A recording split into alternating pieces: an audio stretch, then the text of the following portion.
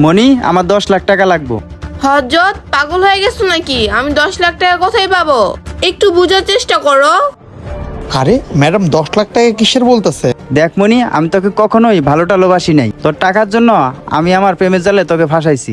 আমি তোমাকে এতটা বিশ্বাস করছিলাম, আর তুমি আমার বিশ্বাসটা এইভাবে ভেঙে দিলা হযরত। আমি তোর একটা MMS ভিডিও করছি, তুই 10 লাখ টাকা দিবি, নইলে তোর ভিডিও আমি ভাইরাল করে দিব। হযরত, তুমি আমার বয়ফ্রেন্ড হও, তুমি আমাকে এইভাবে ধোকা দিবা? আমি তোমাকে অনেকটাই বিশ্বাস করতাম, আর আমি তোমাকে 1 টাকাও দিতে পারবো না।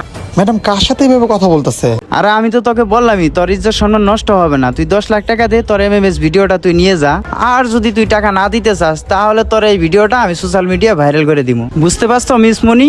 ওখান থেকে লাখ লাখ টাকা আসবে, তখন আমারই লাভ হবে। দেখ, পরবর্তীতে তুই কিন্তু আফসোস করিস না। হযরত শোনো, তুমি আমার সাথে এরকম করো না, আমার লাইফটা পুরো ধ্বংস হয়ে যাবে। আমার মনে হয় ম্যাডাম কোনো বড় বিপদে পড়ছে। আর আমি আমার ফ্যামিলিকে কি জবাব দিব? আমার মা বাবার কাছে আমি কিভাবে